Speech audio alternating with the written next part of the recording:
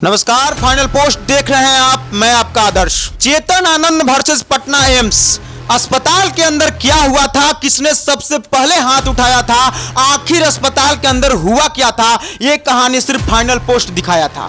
और जब final post ये कहानी दिखाया तो लोगों को विश्वास नहीं हो रहा था कि क्या फाइनल पोस्ट सच कह रहा है। लेकिन आज की तारीख में लोग उस कहानी पर, उस जो वाकया हुआ था अस्पताल के अंदर, उस पर लोग अमल कर रहे हैं। और आज की कहानी है कि पटना एम्स की डॉक्टर और सरकार के बीच एक जंग छिड़ गई है। पटना एम्स के सभी डॉक्टर्स हड़ताल पे हैं और चेतन आनंद से माफी मांगवाने पर अड़े हैं। और क्या कहानी है आगे की हम जानते हैं हमारे एडिटर पुरुषोत्तम कुमार से। पुरुषोत्तम, स्वागत है। धन्यवाद आदर्श। पुरुषोत्तम, हमने जो बातें बताई थी आज आखिर सच होते दिख रही है। आगे की क्या कहानी है? देखिए, बात तो सच ही थी, लोग नहीं मान रहे थे। लोगों को लग रहा था कि ये एक अलग नैरेटिव सेट किया जा रहा है फाइनल पोस्ट के द्वारा। लेकिन असल में जो कहानी हुई थी पटना एम्स के अंदर चेतन आनंद और जो डॉक्टर के बीच में झड़प हुई थी, और हमने बताया था कि किसने वहां हाथ चलाया था। अपने दल बल के साथ चेतन आनंद वहां पहुंचे थे। और आज देखिए क्या परिणाम है। पटना एम्स के डॉक्टर हड़ताल पे हैं। वो बयान दे रहे हैं, वो कहते हैं कि हम कभी प्रदर्शन नहीं करते, आम जनों को कभी हमने बाधित नहीं किया, आम जनों के साथ कभी हमने गलत व्यवहार नहीं किया। क्या हम गुंडे हैं? क्या हम मवाली हैं? क्या हम चोर हैं? हम चैन छीनने वाले हैं? और पटना एम्स के डॉक्टर का जो बयान है उससे साफ लग रहा है कि हमने जो कहा था वही चीजें हुई हैं। अंदर जो झड़प हुई उसके बाद जो पटना के फुलवरिया थाने में एफआईआर दर्ज हुआ है, उससे पटना एम्स के डॉक्टर नाराज हैं। उनका कहना है कि भाई हम दिन रात जन सेवा में लगे रहते हैं, जन कल्याण की कामना करते हैं, अपना काम धाम छोड़ करके, नाश्ता पानी छोड़ करके लोगों का जान बचाने में लगे रहते हैं। हमारे साथ आप बदतमीजी कीजिएगा? क्या हमारा इस समाज में कोई ओहदा नहीं है? डॉक्टर को लोग भगवान कहता है और इस चीज को लेकर के वो मांग पर अड़े हुए हैं। और मांग भी बड़ा खतरनाक है कि जब तक चेतन आनंद माफी नहीं मांगेंगे हम इसी तरह अनिश्चितकालीन हड़ताल पर रहेंगे। और ये जो मांग है ये वास्तव में अब पटना एम्स वर्सेस सरकार हो गया है। एक तरफ चेतन आनंद आम विधायक रहते, सिंपल विधायक रहते तो शायद इतना तूल भी नहीं पकड़ता। वो तो है एक बाहुबली नेता आनंद मोहन के बेटे, और उनके बारे में कहा अमा सांसद, और उनके बारे में तो सब कोई जानता है कि सरकार चलाते हैं, नीतीश कुमार के करीबी हैं, सत्ता की चाबी पॉकेट में लेकर चलते हैं। सबसे बड़ा सवाल है कि इतनी कहानी हो गया, इतना वाकया हो गया, लेकिन आनंद मोहन ने अपनी चुप्पी नहीं तोड़ी है, एक शब्द इस मैटर पर नहीं बोला। देखिए, आनंद मोहन जब ये 30 जुलाई की घटना है उसके बाद उन्होंने नीतीश कुमार से मिला था, और नीतीश कुमार से मिलने के बाद में क्या बातें हुई वो नहीं बताया जा सकता। उन्होंने कुछ कहा भी नहीं मीडिया के प्लेटफॉर्म पे। लेकिन सरकार की उन नीतियों के खिलाफ, सरकार के एक सॉफ्ट कॉर्नर चेतन आनंद के प्रति होने के खिलाफ आज डॉक्टरों के बीच में गुस्सा है, डॉक्टरों के बीच में आक्रोश है। सिंपल सा बात, आनंद मोहन मानते हैं कि उनके बेटे से गलती हुई है। देखिए, चेतन आनंद ने हाथ नहीं चलाया था, उनके लोगों ने हाथ चलाया था, उनके जो गार्ड्स हैं शायद उन्होंने हाथ चलाया था। और जब ये कहानी हो गई, जब ये मामला तूल पकड़ गया,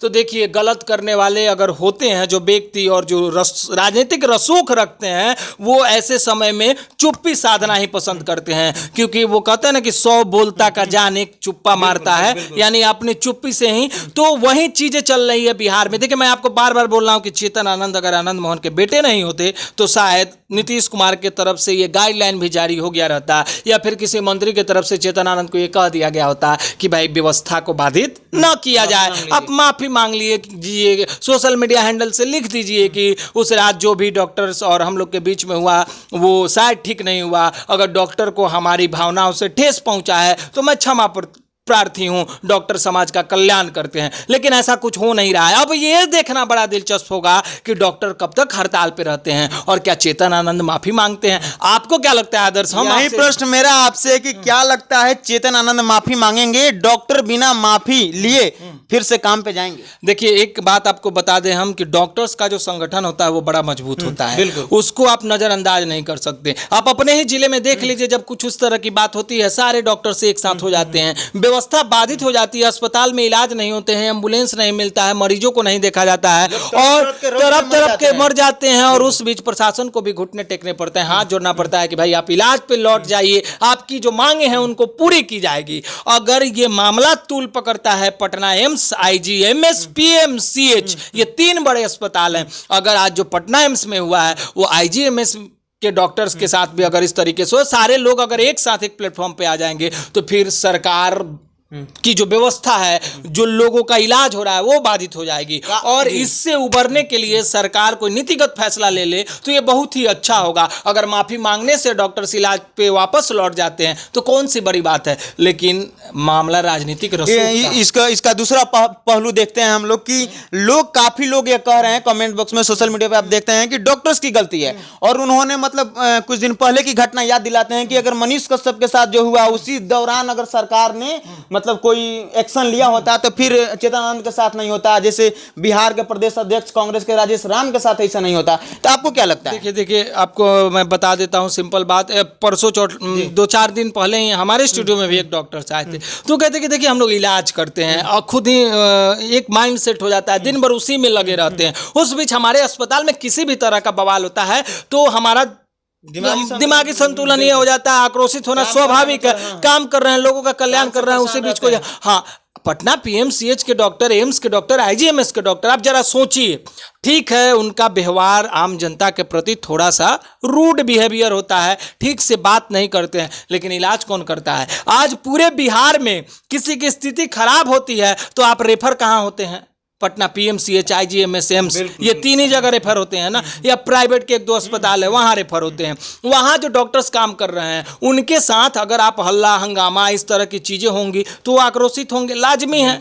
और वो जब जन कल्याण का ही काम कर रहे हैं, दिन रात उसमें लगे हुए हैं, ड्यूटी से को अब ये अगर कुछ वहाँ ऐसा होता कि चेतन आनंद पहुँचे और डॉक्टर्स वहाँ नहीं थे, डॉक्टर्स अपने ड्यूटी से गायब थे, तो ये वीडियो आता, चेतन आनंद खुद बोलते कि मैं वहाँ पहुँचा, क्या व्यवस्था है एम्स में, डॉक्टर्स जो है गुंडागर्दी कर रहे हैं, कोई मिलने वाला नहीं है, कोई समझने वाला नहीं है, तो ये अलग बात रहती। इलाज हो रहा था, इलाज होने के कारण गार्ड ने आईसीयू में जाने से रोका कि आपको आईसीयू में नहीं जाना है इतने लोगों के साथ। अब देखिए आप भी जाइएगा आईसीयू में मिलने, एक आदमी को जाने दिया जाता है, वो भी पूरा वेल ड्रेस, आपको ड्रेस पहना करके भेजा जाता है अंदर। लेकिन ऐसी स्थिति का जब वहां सामना करना पड़ा तो शायद इनके गार्ड जो है वहां बदतमीजी से पेश आए। वहां डॉक्टर रीतू थी, उनके साथ बदतमीजी किया गया और इस बदतमीजी का ये परिणाम हुआ। क्या सारे डॉक्टर्स देख लीजिए हड़ताल पे खड़े हैं। चलिए बहुत बहुत धन्यवाद आपका पुरुषोत्तम।